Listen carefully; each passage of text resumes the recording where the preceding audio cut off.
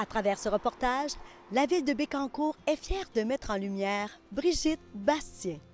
Je vous présente à l'instant cette artiste, cette artisane qui fait briller la culture au cœur de notre communauté bécancouroise. Alors aujourd'hui, j'ai vraiment le bonheur de rencontrer Madame Brigitte.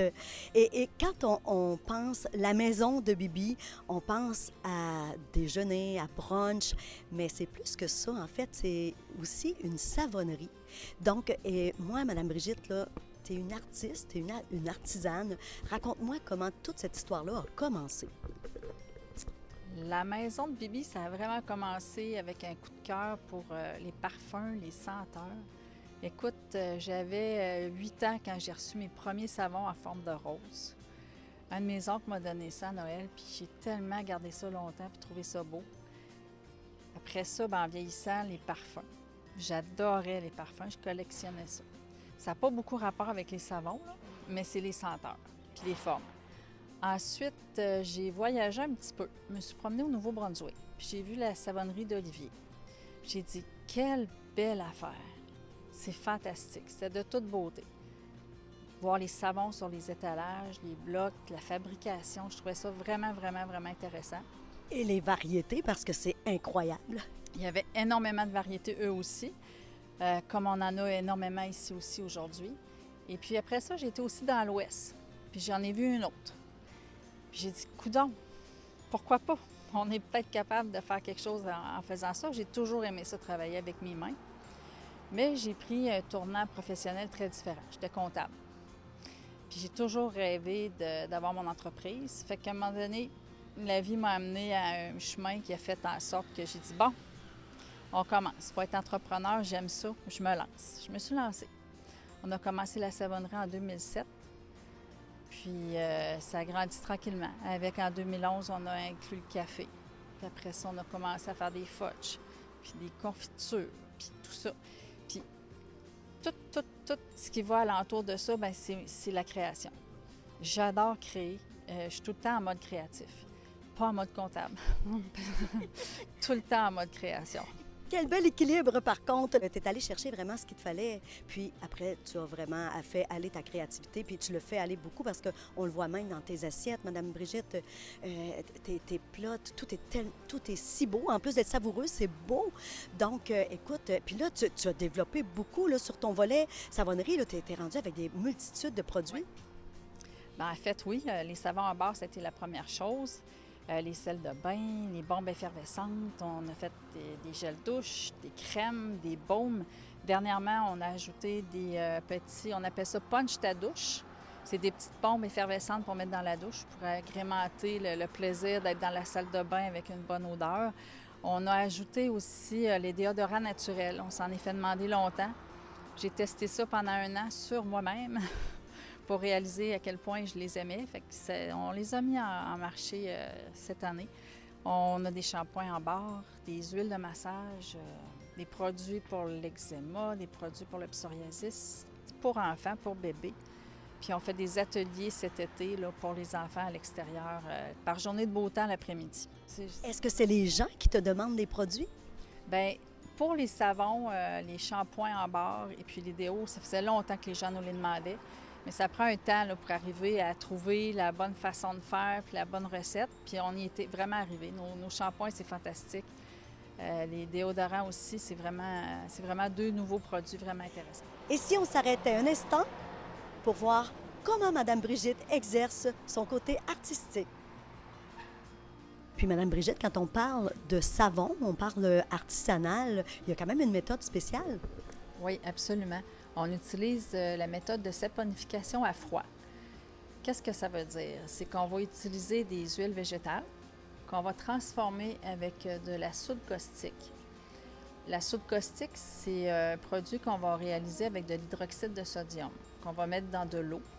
La température va monter naturellement dans l'eau qu'on va obtenir.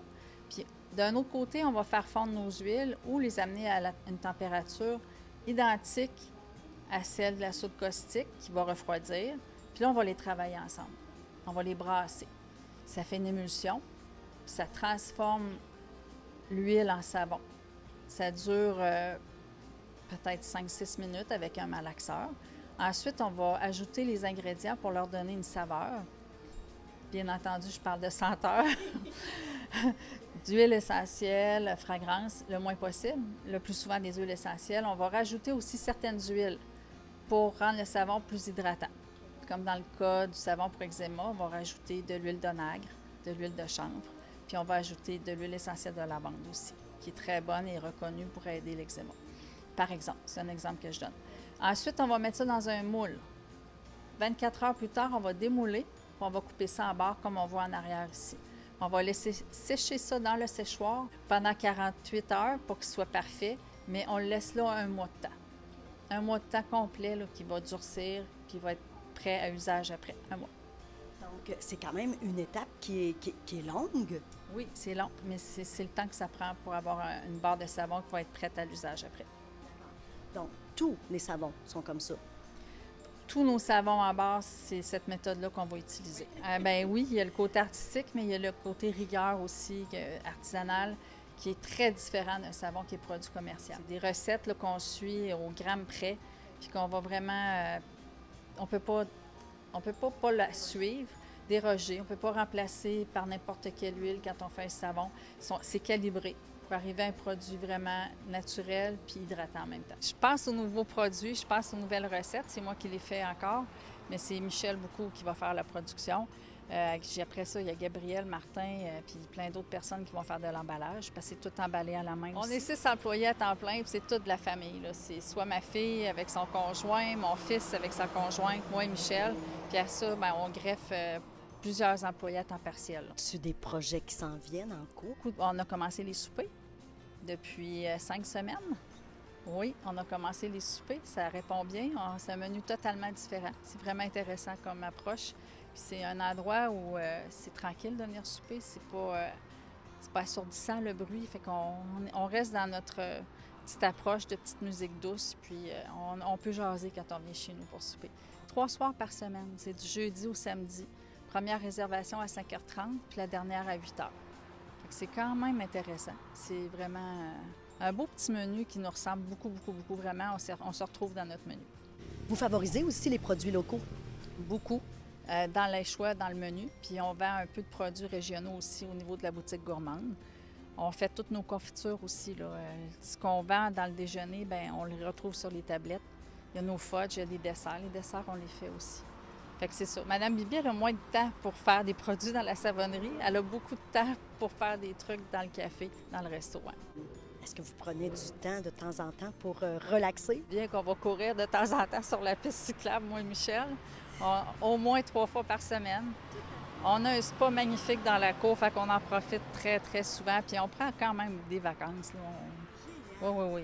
Donc, un bel équilibre parce qu'à travers le travail qui c'est quand même demandant, la restauration, vous trouvez un moment pour la mise en forme. Vous avez quand même cette discipline-là. Comme vous avez le temps quand même de prendre des vacances, c'est peut-être l'union fait la force aussi. Vous pouvez maintenant vous relayer.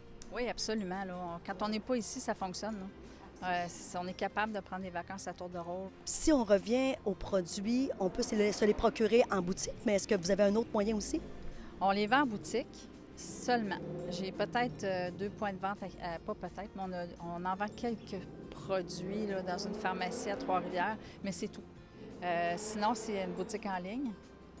Puis pour les réservations, tout ça, dans le fond, on peut aller sur votre page Facebook? Pour les réservations, pour le resto, c'est toujours par téléphone. Oui, toujours par téléphone. On est une belle équipe huilée, mais j'ai personne de dédié à l'ordinateur toute la journée. Fait que si on ne veut pas manquer notre coup, téléphone, c'est encore la meilleure façon. Génial. Merci, Madame Brigitte. Et félicitations pour cette belle entreprise familiale qui s'accroît d'année en année.